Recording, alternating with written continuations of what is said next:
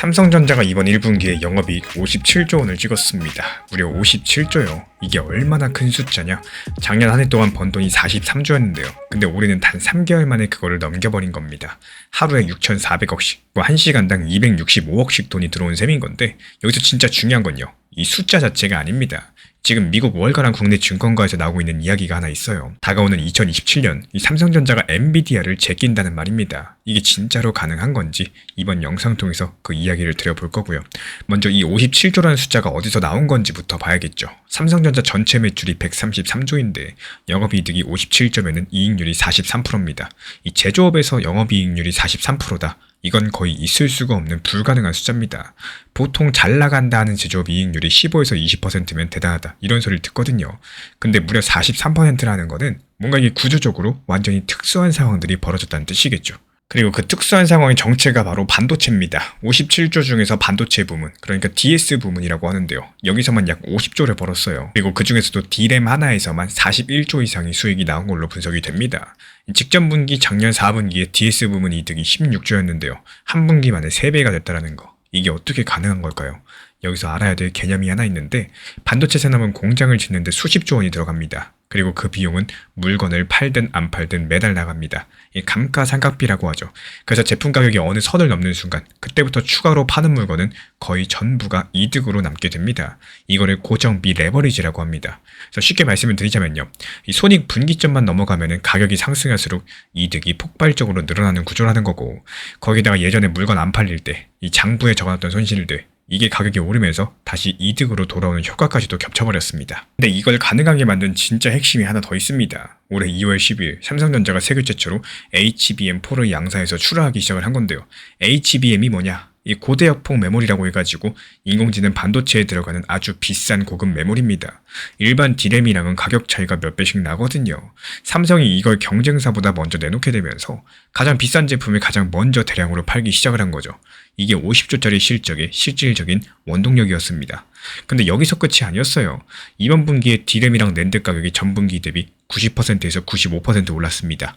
보통 메모리 가격이 한 분기에 20% 정도 오르면 많이 올랐다 이러는데요. 근데 90%가 오른 겁니다. 왜 이런 일이 벌어졌느냐? 아시는 것처럼 인공지능 AI 때문입니다.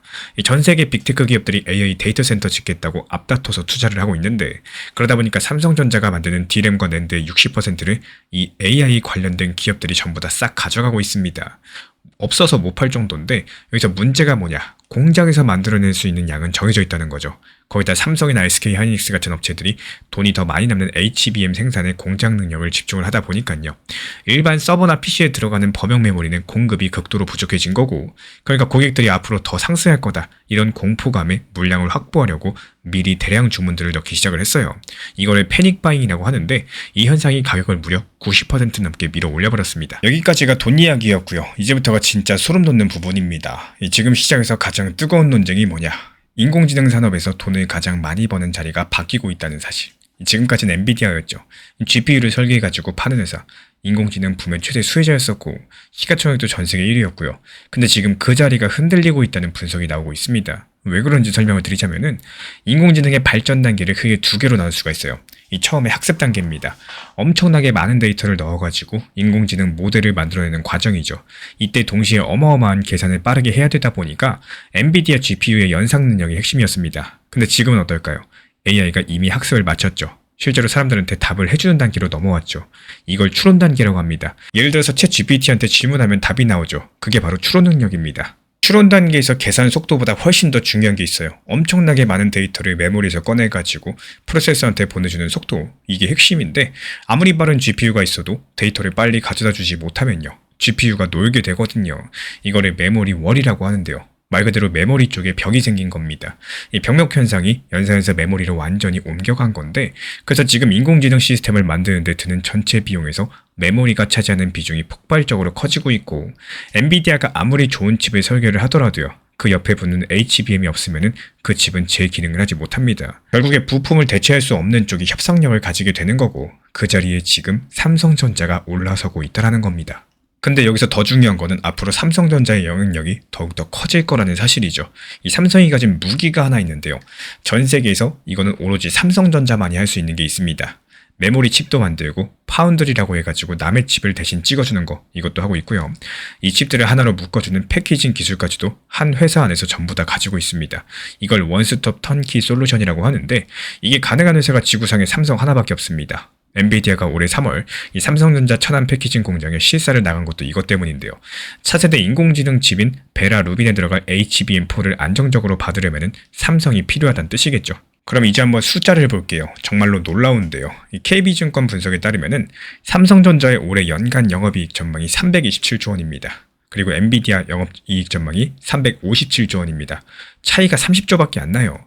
그리고 내년 2027년 삼성전자가 488조, 엔비디아가 485조, 삼성전자가 3조 차이로 앞서는 시나리오가 나오고 있다는 겁니다. 근데 더 중요한 건 시가총액이요. 지금 삼성전자 시가총액 1248조 원이고요. 엔비디아 시가총액 6487조 원입니다. 삼성이 엔비디아의 19%밖에 안 된다는 거. 영업이익은 거의 비슷해지고 있는데 시가총액은 5분의 1 수준입니다. 심지어 영업이익이 삼성보다 훨씬 적은 TSMC 시가총액이 2200조로서 삼성보다 높아요. 이 말이 무슨 뜻이냐? 삼성전자가 지금도 엄청나게 저평가되어 있다는 뜻입니다. 그래서 증권가에서 목표 주가를 최고 36만원까지 올린 이유가 바로 이겁니다. 여기 2분기부터는 또 다른 호재가 기다리고 있죠. ESSD라고 해가지고 기업용 고성능 저장 장치의 수요가 폭발하고 있거든요. 인공지능 데이터 센터들이 전력이 부족해서 기존 하드디스크를 전기를 적게 먹는 이 SSD로 교체하는 작업이 한창인데 삼성전자가 이 시장에서 점유율 35%로서 세계 1등입니다. 여기서 추가 수익 나오면 하반기 분기 이득이 90조까지 갈 수 있다는 분석도 나오고요. 환율도 삼성 편이에요. 올해 1분기 원달러 환율이 1,500원대를 위협할 정도로 높았었죠. 삼성전자가 매출 대부분을 달러로 받으니까 같은 양을 팔아도 원화로 바꾸면 장부상의 이득이 훨씬 더 커지는 겁니다. 다만 이 부분은 해석이 조금 갈릴 수가 있습니다. 솔직하게 말씀을 드리자면요. 일단 이번 57조 원은 거의 전부가 반도체에서 나온 겁니다. 스마트폰, 가전 같은 다른 사업부는 오히려 부진한 상황이에요. DX 부분 이득이 전년 대비 반토막 났다는 분석도 있고요. 메모리 가격이 너무 올라서 스마트폰이나 가전을 만드는 데 드는 부품 비용이 상승을 했는데 그걸 소비자 가격에 전부 다 반영하기가 어렵다 보니까요. 내부적으로 한쪽으로는 폭발적으로 돈을 벌고 있고 또 다른 한쪽은 쪼그라들고 있는 불균형 상태라는 뜻입니다. HBM4도 마찬가지예요. 이 삼성이 세계 최초로 양산을 시작한 건 맞겠지만 수율과 관련된 문제가 완전히 해결됐는지는 아직 확인되지 않았습니다. 일부 분석에서는 삼성이 HBM4의 최신 일시 공정을 적용하면서 수율이 60% 정도에 머물고 있다. 이런 이야기가 나오고 있는 상황인데 반면에 SK하이닉스는 검증된 이전 세대 공정으로 80% 이상의 수율을 확보했다. 이런 분석이 존재합니다.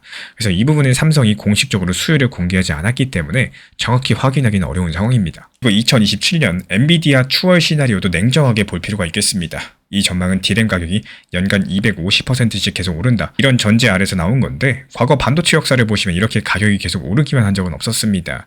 고객들이 충분히 재고를 쌓고 나면 주문이 뚝 끊기는 이 수요 절벽 현상이 오거든요. 그래서 이거는 가능성이 있는 시나리오이긴 하겠지만 확정된 미래는 아니라는 겁니다. 그리고 고환율이 장부상 이득을 키우는 건 맞겠지만요. 반대로 외국인 투자자 입장에서 원화 가치가 떨어지면 삼성 주식 들고만 있어도 환차손을 입게 되죠.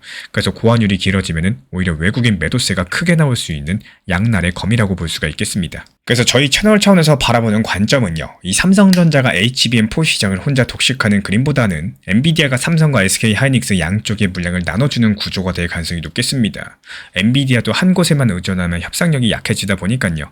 여기서 핵심은 시장 자체가 워낙에 빠르게 커지고 있는 상황이고 제품 단가도 수직 상승하고 있기 때문에 물량을 나누더라도 삼성이 확보하는 현금 규모가 어마어마하다는 겁니다.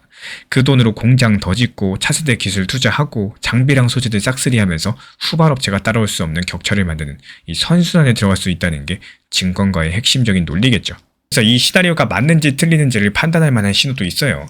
이 D램과 관련된 현물 가격이 꺾이기 시작을 하면요. 그게 첫 번째 경고등이겠습니다. 고객들이 더 이상 미리 사두지 않겠다 이런 뜻이기 때문에 여기에 대해서 엔비디아의 차세대 칩 루빈이 출시가 지연되는 경우 HBM4 수요 전망 자체가 흔들리니까 이 지연 소식도 눈여겨보셔야 되겠습니다. 그리고 삼성 내부에서 스마트폰 가전 부분이 대규모 적자로 전환되는 상황 안 좋다고 볼 수가 있겠죠. 반도체가 아무리 벌어도 다른 쪽에서 밑빠진 독에 까먹어버리면은 전체 그림이 무너질 수밖에 없다는 사실. 그래서 삼성전자가 한 분기에 이번 57조를 벌었고 그 대부분은 인공지능이 만들어낸 메모리 수요 폭발에서 나왔다는 겁니다. 인공지능 산업의 병목이 연산에서 메모리로 옮겨가게 되면서 삼성의 위치가 구조적으로 강해지고 있는 건 사실이요. 다만 2027년 엔비디아 추월한다 이런 시나리오는 가격 상승이 계속된다는 전제가 필요하겠고요. 수율 문제나 내부 사업 불균형 같은 리스크도 함께 보셔야 된다는 사실. 그러면 다음 영상에선 이런 질문을 다뤄보겠습니다. SK 하이닉스가 반격에 성공했을 때 과연 이 판 전체는 어떻게 달라질 수 있을까요?